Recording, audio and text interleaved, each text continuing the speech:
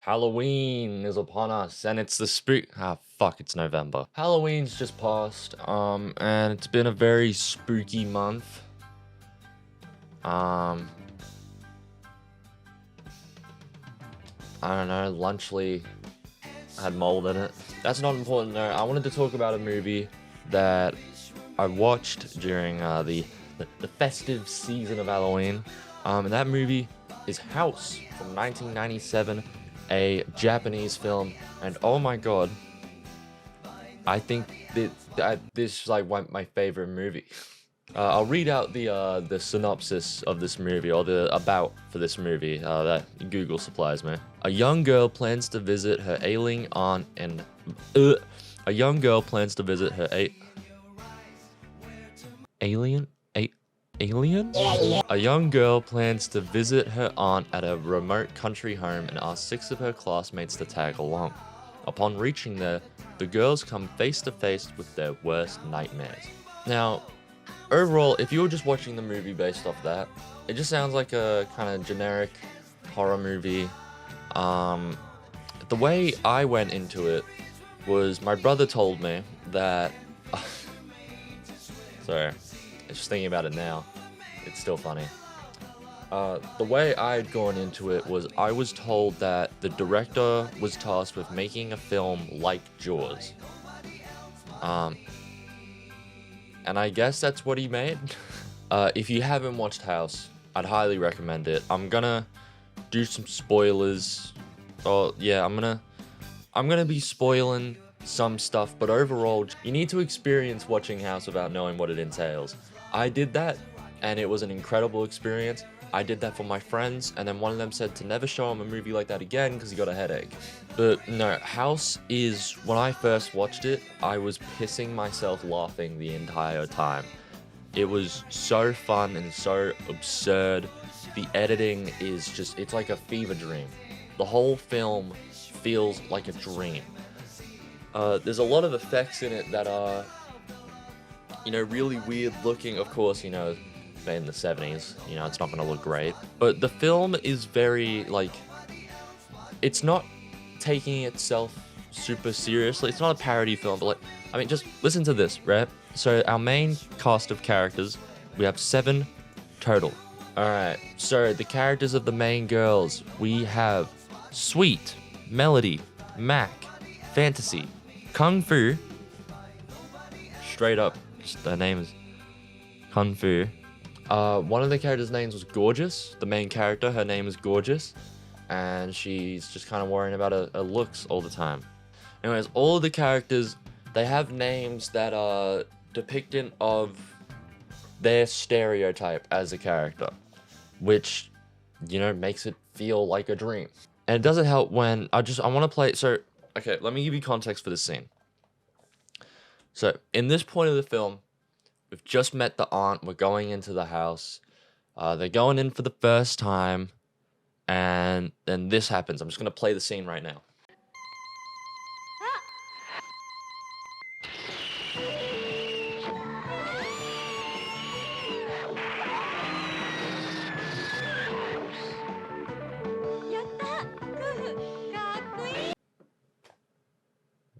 What?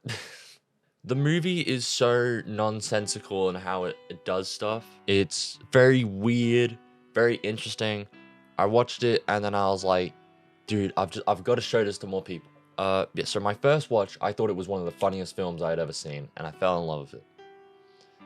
The second watch though, I then got really interested in how the film was actually made. Nobuhiko Obayashi. Yeah, he co-wrote this movie with his daughter, Chigumi. He co-wrote the movie with his daughter, and it adds 2 very interesting aspects to the film. A lot of the dream-like aspects and the death ideas are made by the daughter, and it's because the director wanted to use aspects of horror that are only in children's dreams, because it added a layer of children can come up with stuff that cannot be explained. That's what he says. And, with adults, everything has to be logical and make sense. But to a child, something can just be something, and it doesn't have to be explained, it's just understood and accepted. You know, it's why the auntie who's, she's dead, but she's still alive because her soul hasn't moved on from the death of her husband because she refuses to believe he's dead. It's never explained why she's still, like, alive, technically. Like, they don't explain that she's using some voodoo magic. They just say that she's feeding on young girls, but how long has she been doing it for? How is it magic? We don't know. That's just what's happening, and that is scary to a young girl who this was co-written by. When it comes to the director's side of things, he wanted to capture a feeling of kind of desperation and loneliness that he experienced when he was a child, because, and this is still like a crazy fact to me, the director of this movie witnessed Hiroshima, the bombing of Hiroshima in 1945. He was there. And it inspired him with this movie because, the movie switches from being like a very cutesy kind of family and friends, fun kind of movie, to a horror movie very drastically. It doesn't like shift into it seamlessly, it just kind of happens. And he said that his inspiration for that was the nuke, because at one moment, he had a family, he had friends, he had a happy life, and then within literally the blink of an eye, his entire family and all of his friends were dead. It's like insanely depressing stuff to think about, but it's very intriguing how you can take something like that, like the nuking of your home and the death of all of your friends and family, and use that as inspiration to create one of the most critically acclaimed movies of all time. I'm gonna say that. House is in the Criterion Collection. I found out what that was recently. But there's a funny bit with Bill Hader going into the Criterion closet. I'm gonna check that up real quick because it's a funny little clip. And I saw this at the IFC theater the day I did an SNL episode, and the next day I went to IFC theater at midnight and watched this movie. Oh, this is how much I like that movie. I love Bill Hader. I might make a video on Barry one day, but I need to rewatch it. I really like Barry. That show's good. The movie is kind of, simplistic, where it's like, oh, 7 schoolgirls go into a creepy old woman's house and they all die. But the story behind the aunt and the overall message of the film is also really fucking sad. So the aunt is a depiction of holding on to grief and letting it take you over. Because the history of the aunt is that her husband-to-be was drafted into the war and died in the war before they could be married, but she refused to accept that he was dead, and she refused to move on, and because of that, she died at a relatively young age. I think timeline-wise, she died in like her 30s, roughly. She died young because she held onto that grief and wouldn't let it go. And she was just waiting for her husband, who never returned because she refused to accept that he was dead. And we see that a lot with our main character, Gorgeous, who kind of refuses to move on from her mother's death. There's a moment where her father introduces a new woman and says, hey, this is gonna be your mom now. I've moved on and I think it's time for you to move on. But she outright denies her. And this new figure in her life, her new mom, is kind of the embodiment of moving on from that grief. And in a way, the main character, Gorgeous, is given 2 pathways that they can take. Accept the new mother and move on from this grief, or follow the path of her auntie and succumb to it. Which, at the end of the movie, is kind of what happens. The auntie takes over her body and, well, she succumbs to the grief. The film ends in a very interesting way where the new mother goes to visit Gorgeous while she's at the auntie's house, and then the new mother kind of like gets set on fire but isn't affected by it because it's just like an effect. But I think that whole sequence is kind of symbolism for how moving on from that grief is now no longer possible. It's no longer possible to move on from that grief, and now she's just lost to, never be able to replace her mom, never accept that her mom is dead, and to live on just grieving for the rest of her life. It's a sad ending, and it ends with this thing about how, you know, people die but love doesn't. And it sounds happy cheery because of like the music they've got playing. But given what is happening in the movie, it's so sad.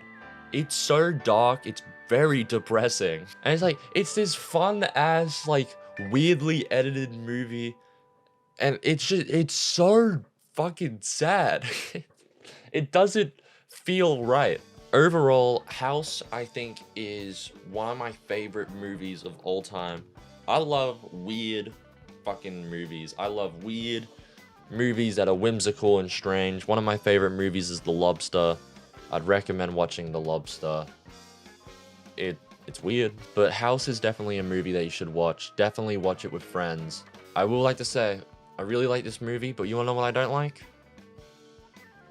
The child nudity. It kind of feels wrong if I don't talk about the child nudity that is shown in this movie. Because it's filmed in Japan, the age of consent is 16, and so all the actors that do appear nude in this are, you know, 16, 17. There's a lot of nudity that's shown that really doesn't need to appear. None of it's necessarily necessary, but, you know, I kind of wanted to get that out of the way. And also, the way the director chose to appear naked was kind of weird.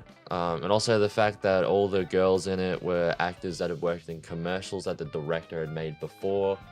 So it was kind of like he was giving them the chance to pop up in a big feature film, and kind of got them to get naked because it would, I don't know, that's just me kind of theorizing.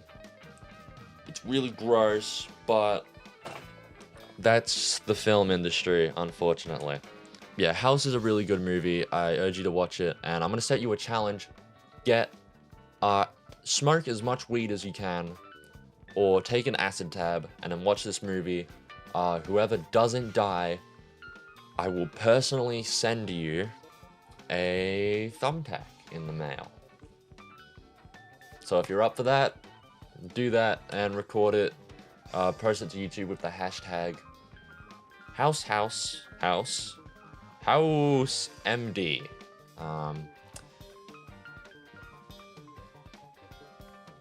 Are you intentionally dense? I'm sorry.